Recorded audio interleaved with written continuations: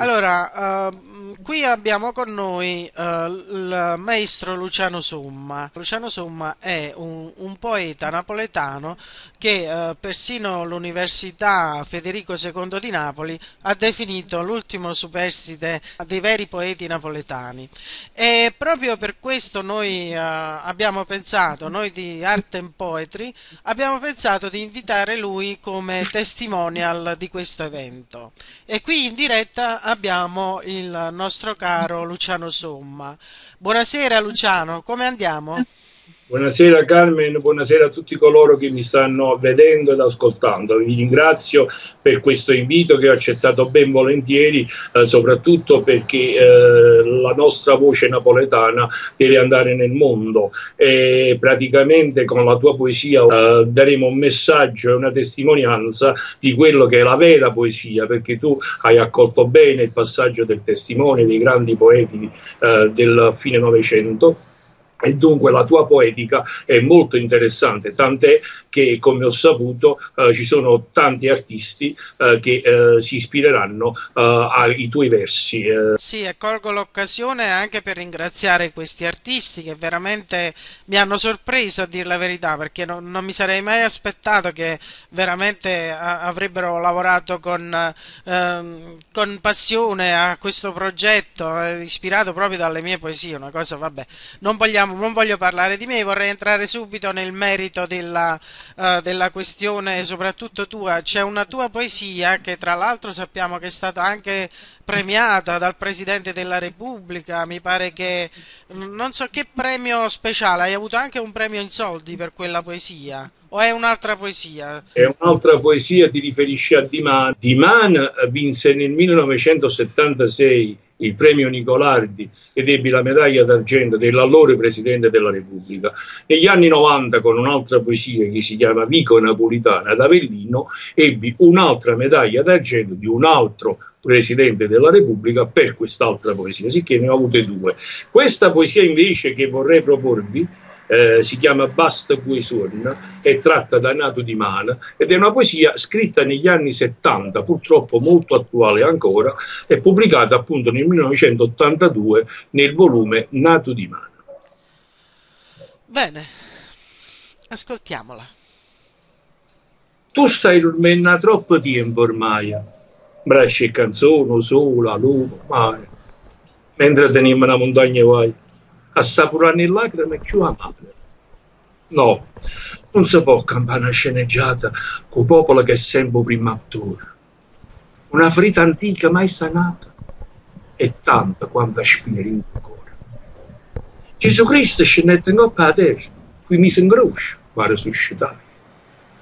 Ma sta città sta sempre a mezzo aperta, senza trovare pochi pace, mai.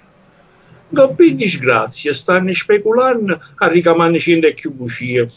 Stanno in monnezza, ma non sanno. O sorore che scorre mezza via.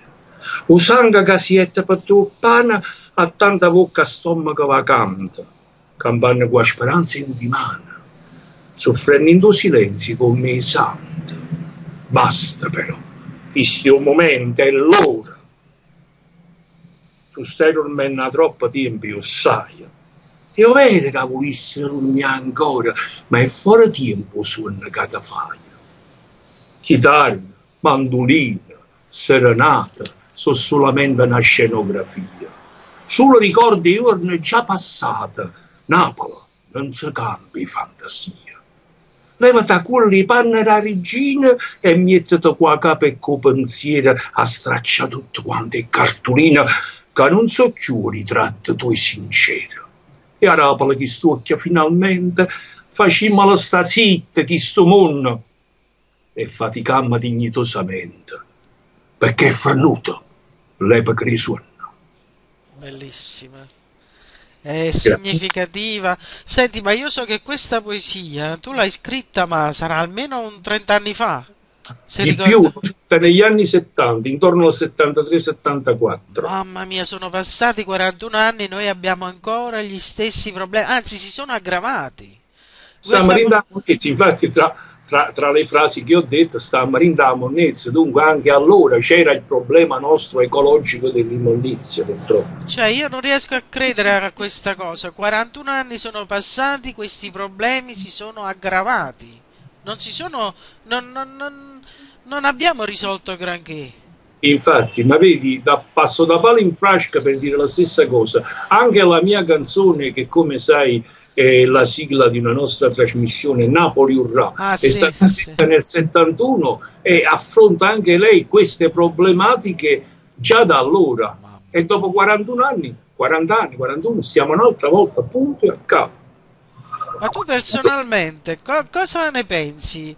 Da cosa dipende tutta questa... Cioè, a volte io mi faccio delle domande, dico, ma ci deve essere una responsabilità di persone specifiche? Perché qua sembra che la colpa non è mai di nessuno, non si riesce mai a venirne a capo di questa Ma situazione. sai, i Ponzio Pilati ce ne stanno tanti e diciamo che anche molti dei sindaci che praticamente si sono succeduti in questa nostra povera città, maltrattata città, negletta città, perché Napoli, appunto io lo dico qua, stracciarmi il cartolino, Napoli è bellissima. Napoli... Devi tenere presente che noi a Napoli avremmo potuto vivere di pesca, Mamma mia. di campagna, diciamo, e di turismo. Purtroppo la pesca hanno buttato le bombe e per chissà ancora quanti anni nei mari napoletani o dei dintorni non si troveranno più, non ci sarà più mercato ittico. Infatti non li importiamo tutti i pesci, buona parte. Per quanto riguarda le campagne, sono state abbandonate, infatti un'altra mia poesia, Destinazione Nord, lo dico, ormai tutti quanti vanno a nord e abbandonano le campagne. Il turismo è fra scippi, marioleggi, camorre, bla bla bla, il turista passa per Napoli e se ne va. E dunque, arrivato a un certo punto, come si può risvegliare una città? Come può andare avanti una città di 1.600.000, 1.700.000 abitanti che non ha purtroppo fabbriche? No, purtroppo, non deve avere fabbriche, perché Napoli non è nata come la Neapolis, non è nata con le fabbriche, o per fare fabbriche, tanto è vero, tant'è che a Bagnoli, sia il sidurificio che poi successivamente l'Italsider hanno dovuto chiudere e noi abbiamo ancora una Bagnoli abbandonata, quando Vero. a Bagnoli praticamente si sarebbe potuto benissimo fare un porticciolo turistico oppure un grosso, uno, due, tre anche stabilimenti balneari, così i napoletani avrebbero avuto la loro Bagnoli che negli anni 40, come mi dicono perché non c'erano nata ancora, praticamente andavano al mare, andavano a Bagnoli a fare i bagni, la maggior parte dei napoletani. Era un luogo di villeggiatura ameno, molto bello.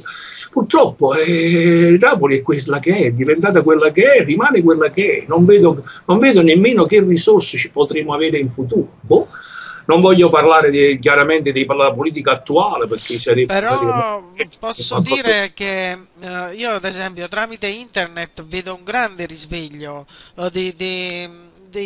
soprattutto quelli che navigano in internet, i napoletani e anche non napoletani, che si stanno formando in gruppi e che fanno cose, diciamo, reali nella realtà, perché vedo che tanti gruppi stanno sorgendo che prendono scope, palette, vanno a pulire, vanno a fare, si organizzano fra di loro, per esempio i quartieri stanno cercando appunto quartiere per quartiere, si fanno le riunioni su internet, su Facebook ed è bello così perché il gruppo si sente subito informato delle cose, c'è più unione e vedo che però qualcosa sta, è come se si stesse realizzando una specie di rivoluzione, non io penso che sia una rivoluzione vera e propria, una rivoluzione di informazione e di aggregazione che prima non ci poteva essere, invece adesso con la tecnologia, con l'informatica, tutto questo sta accadendo. Io lo trovo Sì, trovo che sia un buon io segno questo.